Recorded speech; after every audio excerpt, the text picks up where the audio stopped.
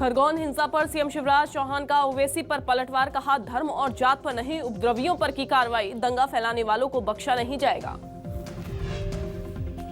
खरगोन में हिंसा के बाद ग्राउंड जीरो का न्यूज 24 मध्य प्रदेश छत्तीसगढ़ ने लिया जायजा, लोगों ने घर के बाहर लगाए ये मकान बिकाऊ है का बोर्ड, घर के बाहर खाना बनाने को मजबूर हुए लोग। मिशन 2023 को लेकर रायपुर में बीजेपी की बड़ी बैठक, बूथ मजबूत करने पर फोकस, रमन सिंह ने कहा 10 दिन तक 10 घंटे बूथ पर बिताएंगे बीजेपी के नेता। रायपुर में फर्जी पैरामेडिकल कॉलेज को लेकर हंगामा, छात्रों के साथ एनएसयूआई ने किया प्रदर्शन, एडमिशन सेंटर की परमिशन पर कॉलेज खोलने का आरोप। मध्य प्रदेश छत्तीसगढ़ में डूबने से 5 की मौत, कैरवा डैम में नहाने के दौरान डूबे 3 बच्चे, गरियाबंद के कुकुदा डैम में डूबने से 2 लोगों की मौत। जम्मू कश्मीर के बडगांव में सेना और आतंकियों में एनकाउंटर, सुरक्षा बलों ने 2 आतंकियों को मार गिराया, जेनापोरा इलाके में सेना का ऑपरेशन जारी है।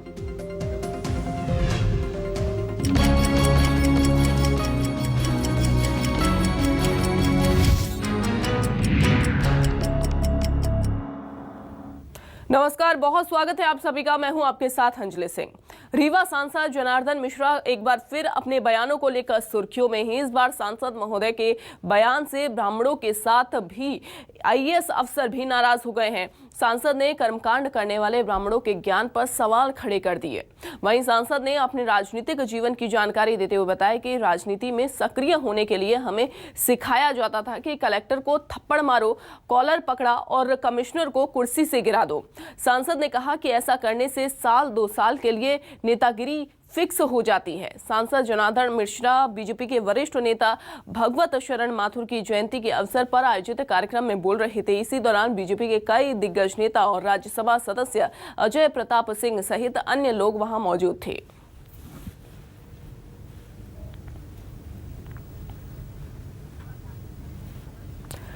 तो सांसद जनार्दन मिश्रा ने बयान दिया है। जनार्दन मिश्रा का ये विवादित बयान एक बार फिर से सामने आया है और सुर्खियों में है। बयान को लेकर उन्होंने ये कहा है कि मंच पर कई बीजेपी के नेता इस दौरान जब मौजूद थे तो उन्होंने तमाम तरीके की दलीलें दी और कहा कि जब वो इसमें यहाँ पर आए और उस दौरान उनको ये सिखाया जाता था कि ब्राह्मणों के किस तरीके से ज्ञान देना है, ब्राह्मणों को किस तरीके से ज्ञान दिया जाना है।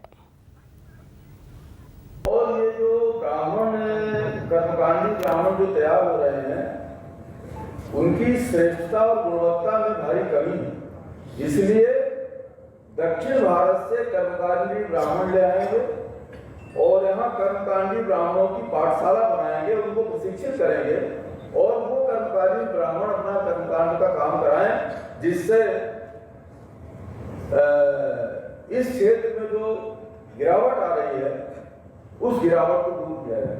और जहां तक मेरा सवाल है तो मैंने तो अपना बता दिया कि उन्होंने कहा कि और मैं तो सुंदर की किस्म का आदमी था और हम लोग को ये मानते थे कि कलेक्टर को अगर एक तमाचा मार दिया जाए तो साल भर की नेतागिरी, 2 साल की नेतागिरी पक्की हो जाती और ताके रहते थे कि किस कलेक्टर को मार देना है एक तमाचा। ये हम लोगों का काम था और अक्सर मौका मिल जाता था किसी कलेक्टर को काल पकड़ लेना, किसी को तमाचा मार देना, किसी को कमिश्नर को कुर्सी से सौंप देना। मध्य प्रदेश कांग्रेस मिशन 2023 को लेकर तैयारियों में जुट गई है। भोपाल से खबर, जहां वचन पत्र सलाहकार समिति की बैठक अप्रैल के आखिरी सप्ताह में ये बैठक होनी है और ये पहली बैठक मानी जा रही है। दिग्विजय सिंह, अरुण यादव समेत कई नेता इसमें नजर आएंगे। खुरेश पचौरी, विवेक तनखा भी इस दौरान मौजूद रहेंगे। वहीं किसान, युवा, महिला समेत कई मुद्दों पर चर्चा होगी। तो मिशन 2023 को लेकर कांग्रेस अब पूरी तरीके से जुट गई है। वचन पत्र सलाहकार समिति की बैठक होने वाली है अप्रैल के आखिरी सप्ताह में ये बैठक होगी और ये पहली बैठक जो है वो मानी जा रही है मिशन 2023 को लेकर कांग्रेस की।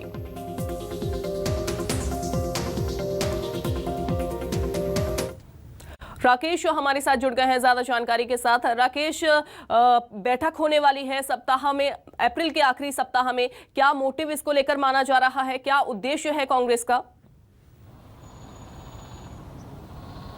अंजलि, देखिए, मध्य प्रदेश के चुनाव की बात करें तो भले ही अभी 1.5 साल हो, लेकिन बीजेपी कांग्रेस दोनों ही चुनावी मूड में आ चुके हैं और कांग्रेस ने वचन पत्र तैयार करने के लिए समिति का गठन कर दिया है। इस समिति की जो पहली बैठक है वो अप्रैल सप्ताह में के आखिरी सप्ताह में कराने की तैयारी चल रही है। दरअसल कांग्रेस का मानना है कि यदि फतह करना है 2023 तो पहले ही उन मुद्दों पर चर्चा होनी चाहिए। वो मुद्दे कांग्रेस की ओर से स्पष्ट होना चाहिए जिन मुद्दों के आधार पर 2023 का चुनाव होगा। इस वचन पत्र की बैठक की बात करें तो इसमें मुख्य रूप से जो रणनीति तैयार होगी, इस बात को लेकर मोटा रूप से खाका तैयार होगा कि कौन कौन से मुद्दे मुख्य रूप से चुनावी 2023 के घोषणा पत्र में शामिल किए जाएंगे। कांग्रेस 2023 के चुनाव में जनता को कौन कौन से वचन देगी, उसके जो बेसिक खाका है, मोटा खाका है, इस खाके को लेकर चर्चा होगी। और जिस तरह से हम देख पा रहे हैं कि लगातार कांग्रेस जो है चुनावी मोड में है, उसमें हम वचन पत्र की बात करें जो विधानसभा वार अलग अलग घोषणा पत्र तैयार किया जाएगा, उसकी बैठक में मोटे तौर पर पहली जो बैठक होने जा रही है इसमें एक बेसिक खाका तैयार होगा। जी बिल्कुल राकेश, आप बने रहिए हमारे साथ, आगे भी अपडेट लेते हैं आपसे। और एक और बड़ी खबर का रुख करेंगे। बीजेपी का जनजातीय स्वयं सहायता समूह का अभिनंदन। आज अनुसूचित जनजातीय मोर्चा सभा का आयोजन किया जाना है। जनजातीय स्वयं सहायता समूहों को सम्मानित किया जाएगा। जिले स्तर पर खेल प्रदर्शनी का भी आयोजन होगा। आदिवासियों और वर्ग को समाज में योगदान देने के लिए सम्मान दिया जाएगा। वहीं सामाजिक न्याय पखवाड़ा के तहत कार्यक्रम का आयोजन किया जाना है। राकेश लगातार बने हुए हैं हमारे साथ। और राकेश, ये जो आयोजन किया जाना है उसको लेकर क्या जानकारी, क्या तैयारियां कर ली गई हैं?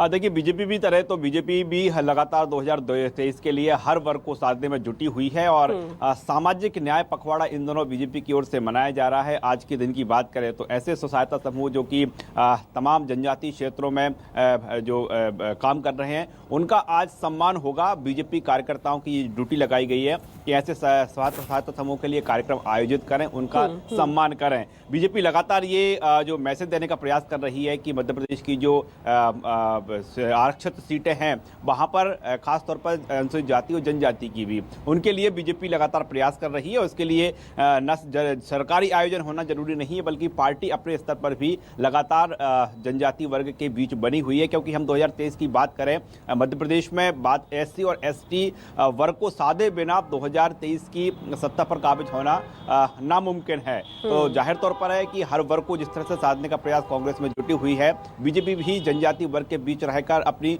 उपस्थिति दर्ज करा रही है और ये बताने का प्रयास कर रही है कि बीजेपी जनजाति वर्ग के बीच लगातार इसी तरह बनी रहती है। बिल्कुल राकेश, और पहले भी हमने देखा है कि किस तरीके से आदिवासियों को लुभाने का काम भी बीजेपी करती रही है। राकेश, बहुत शुक्रिया आपका।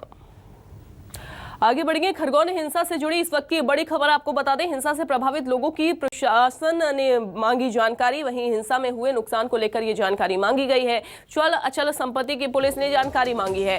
तय फॉर्मेट में भरकर देनी होगी पीड़ितों को जानकारी। वहीं जानकारी भेजने के लिए प्रशासन ने व्हाट्सएप नंबर भी जारी किया है। 91138824 देनी होगी, इस पर जानकारी देनी होगी। सीएम शिवराज ने नुकसान की भरपाई करने का भी ऐलान किया था, तो व्हाट्सएप नंबर जो है वो जारी कर दिया है और प्रशासन ने ये नंबर जो है जारी किया है। 9113888824 पर जानकारी देनी होगी।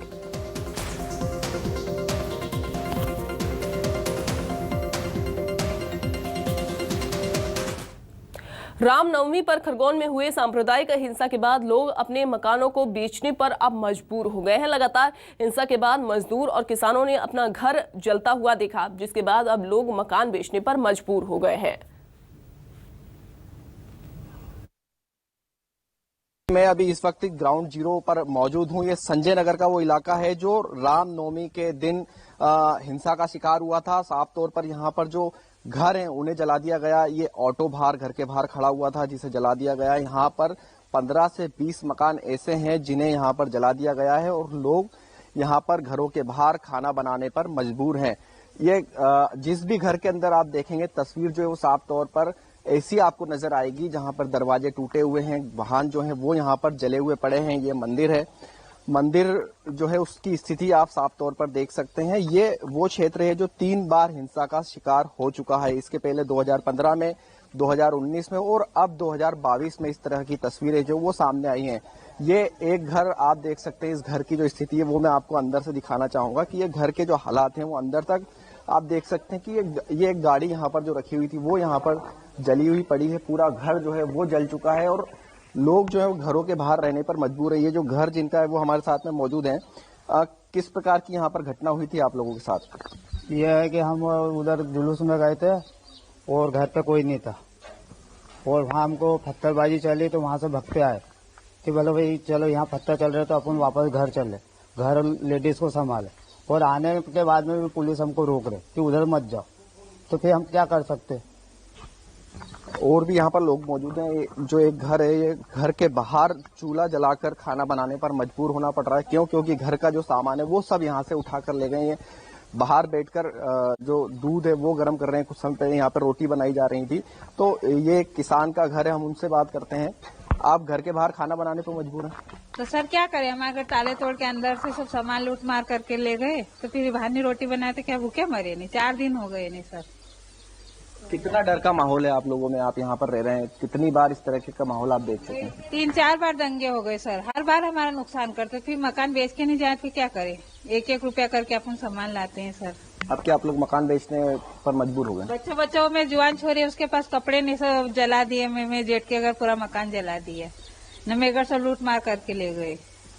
और भी हमारे साथ में मौजूद है जिनके घर में शादी की तैयारी थी, 2 बच्चों की शादी थी। उनके पास में जो शादी का सामान है वो घर में रखा हुआ था, वो पूरा सामान जो है वो यहाँ से लूट कर ले गए हैं। किसकी शादी थी और क्या घटना हुई? और लड़की की शादी थी, सब ताला तोड़ के घर में से सब रकम ले गए, मेरे छोरे की बहू की। ऐसा ये घरों के बाहर आप देख सकते हैं, ये मकान के बाहर लिखा हुआ है मकान बिकाऊ है। जिनका मकान है उन्हीं से बात करते हैं। आपने घर के बाहर बोर्ड लिखा हुआ है, क्या कारण है? ये पन्नालाल कंडक्टर का मकान है। ये सन 92 से ऐसा का ऐसा चलता है। जब भी मेरे घर मेरे आदमी के और मेरे बच्चों का, ये मेरा लड़का खड़ा है इधर, ये मेरा लड़का 1.25 महीने का था, भूपेंद्र चांदोरे। ये इसको लेके जब भी मैं ऐसी कैसी, और मेरे सास बाथरूम में दपड़ी थी, मेरे देवर बाथरूम में दपड़ा था। जब भी हमारे साथ में ऐसा कैसा हंसता हुआ, मेरी गाय जला दी सन 92 में भी, और एक केड़ी जला दी, तो भी हमने बोला कि रहने दो। और फिर अभी एक कोरोना टाइप आया, जब भी मेरे 80,000 की भैंस ले गए, तब भी अपन ने बोले कि मोहल्ले के बच्चे हैं, बार बार मेरे साथ में हंसता करते। और अब यहाँ से आप यहाँ तुम देखो कुछ भी नहीं है। ये साड़ियों मैडम मेरे को दे गई कल परसों, तो ये मैं उनकी बेचारी की पहनी हूँ। बस ये एक जोड़ कपड़े पे है, बाकी सब बर्बाद हो गए। मेरे सब बिस्तर पेटी में थे, सब मेरे सोने की पंचाली थी, मेरी कान की झुमकी थी, पाँव की पायल थी, ये और 11,000 नगद केस था। ये सब लूट के ले गए। गैस की टंकी उन ले गए, सब गाँव मेरा पूरा बर्बाद कर दिया इन लोगों ने। घर बेचने पे मजबूर है? आप बेचेंगे नहीं तो क्या करेंगे सर। या अब ये 2 छोरे इन पे अंदेशी करते, मेरे पे खतरा हुआ बोले बुड्ढी तेरे को मार डालेंगे क्या की, तो फिर क्या करें। ये वो तस्वीरें हैं यहाँ की, जो हर घर को आप यहाँ पर देखेंगे तो ये जो घर है, घर के बाहर हर दूसरे घर पर मकान बिकाऊ का यहाँ पर बोर्ड लगा हुआ है और लगातार लोग जो हैं वो यहाँ से पलायन करने पर मजबूर हैं। ये मंजर जो है संजय नगर का है, जहाँ पर हिंसा के दौरान जो मकान जले, लोगों का नुकसान हुआ, लूटपाट हुई। लोग अब घर बेचकर पलायन करने पर यहाँ पर मजबूर नजर आ रहे हैं। कैमरामैन केशव मराठा के साथ हेमंत शर्मा, न्यूज़ 24 खरगोन। और चलिए ब्रेक के बाद एक बार फिर से आप सभी का बहुत स्वागत है। भारत रत्न डॉक्टर बाबा साहेब भीमराव अंबेडकर जयंती पर भोपाल के मोतीलाल नेहरू स्टेडियम में समारोह का आयोजन किया गया। मुख्यमंत्री शिवराज सिंह चौहान ने इसी दौरान कहा कि पिछले साल इस दिन ऑक्सीजन की व्यवस्था में मंत्रिमंडल लगा हुआ था, इस वक्त का 2 साल से इंतजार कर रहे थे। अंबेडकर जी अद्भुत प्रतिमा के धनी हैं। बाबा साहेब ने सबको ध्यान में रखकर संविधान बनाया। वोट देने का अधिकार बाबा साहेब ने दिया। मुख्यमंत्री शिवराज ने कांग्रेस पर बड़ा आरोप लगाते हुए कहा कि हमेशा तकलीफ होती है। कांग्रेस ने अंबेडकर के लिए षड्यंत्र रचा। कांग्रेस ने हमेशा कोशिश की कि अंबेडकर सदन में ना पहुंचे। पूरे देश को ये बात जानना जरूरी है। सीएम शिवराज ने बड़ा ऐलान किया है कि मुख्यमंत्री तीर्थ दर्शन योजना के तहत बाबा साहेब अंबेडकर के 5 तीर्थों को शामिल किया जाएगा। कांग्रेस पर मुख्यमंत्री शिवराज ने निशाना साधा। महू में बाबा साहेब अंबेडकर का स्मारक कांग्रेस ने नहीं बनाया। बाबा साहेब की जन्मस्थली पर बीजेपी की सरकार ने भव्य स्मारक बनाने का काम किया। दिल्ली, मुंबई और लंदन समेत 5 तीर्थ मोदी सरकार ने बनाए हैं। कुछ लोग षड्यंत्र कर रहे हैं, आग लग जाए, दंगे भड़क जाए। खरगोन में क्या हुआ? फिर खरगोन के और पूरे प्रदेश के बहनों और भाइयों, मैं आपसे शांति और सद्भाव बनाने की अपील करता हूं। अपनी सुरक्षा के लिए और सम्मान के लिए कोई चिंतित ना रहे।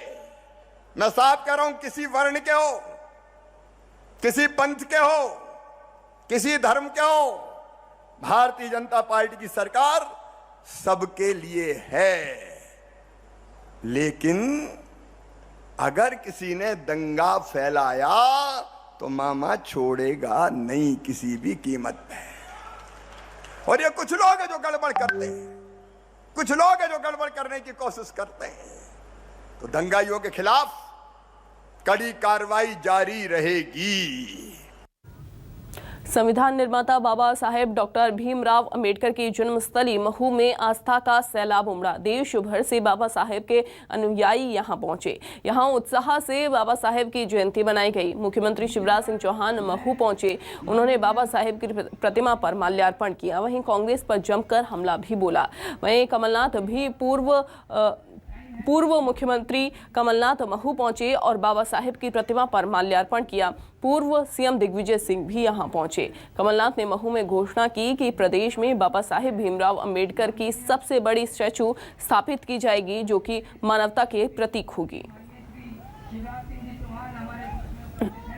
भारत रत्न, संविधान निर्माता, हमारे गौरव बाबा साहब के चरणों में मैं श्रद्धा सहित नमन करता हूं। उन्होंने देश को संविधान भी दिया और राज और समाज चलाने की दिशा भी दी। उनके मार्ग पर चलकर, उनके बताए मार्ग पर चलकर प्रधानमंत्री नरेंद्र मोदी जी के नेतृत्व में सबका साथ, सबका विकास, सबका विश्वास और सबका प्रयास के माध्यम से सरकार चल रही है, देश की जनता की सेवा कर रही है। हमारा सौभाग्य है कि बाबा साहब अंबेडकर का जन्म मध्य प्रदेश की धरती पर हुआ। बाबा साहब अंबेडकर को आज हम प्रणाम करते हैं, नमन करते हैं। ये सच्चे मानवतावादी थे। बहुत दिनों से मेरे मन में एक बात थी कि हम बाबा साहब अंबेडकर की एक मूर्ति लगाएं। तो हमने ये तय किया है कि सबसे बड़ी मूर्ति, मानवता मूर्ति, स्टैचू ऑफ ह्यूमैनिटी हम मध्य प्रदेश में बनाएंगे बाबा साहब की, और सबका सहयोग लेंगे इसमें। झारखंड के देवघर में 4 दिन पहले हुए रोपवे हादसे को अभी लोग भूले भी नहीं थे कि मध्य प्रदेश के सतना जिले में महर के मां शारदा मंदिर परिसर में संचालित दामोदर कंपनी के रोपवे में श्रद्धालुओं से भरी ट्रॉली बुधवार को करीब 45 मिनट तक हवा में लटकी रही। इस मामले में सतना कलेक्टर अनुराग वर्मा ने रिपोर्ट तलब की है। हालांकि कुछ लोग इसे तकनीकी खामी बता रहे हैं, तो रोपवे ऑपरेटिंग कंपनी ने प्रशासन को बताया कि हवा तेज होने के कारण ऑपरेशन रोका गया था। इस दौरान श्रद्धालुओं से भरी ट्रॉलियां करीब 45 मिनट तक हवा में रुकी रहीं। हवा में लटकने से श्रद्धालुओं में चीख पुकार मच गई। रोपवे प्रबंधन करीब 45 मिनट बाद ट्रॉलियों को नीचे लेकर पहुंचा। मामले की गंभीरता को देखते हुए कलेक्टर अनुराग वर्मा ने महर और चित्रकूट एसडीएम को रोपवे से जुड़ी सेफ्टी ऑडिट के दस्तावेजों की जांच रिपोर्ट तलब की है।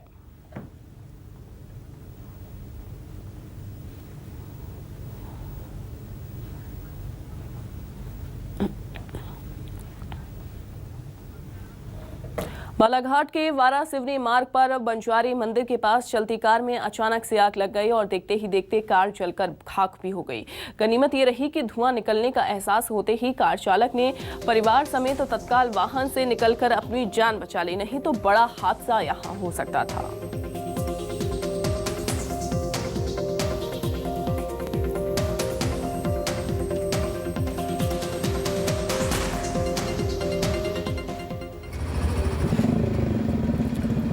तो तो चलती कार में यहां पर आग लगी है, लेकिन गनीमत ये रही कि जब इसमें धुआं निकलना शुरू हुआ, कार से धुआं निकलना शुरू हुआ, तो उसके बाद कार चालक ने परिवार समेत गाड़ी से निकलकर अपनी जान बचा ली और उस दौरान एक बड़ा हादसा होने से टल गया। हालांकि गाड़ी पूरी तरीके से जलकर खाक हो गई।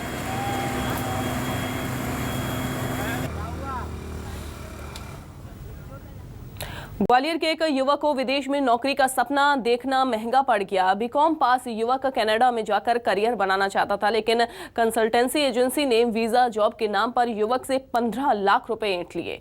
2 साल बीत जाने के बाद भी कंपनी से कोई रिस्पांस नहीं मिला, तो पीड़ित ने एसएसपी अमित सांघी से शिकायत की है।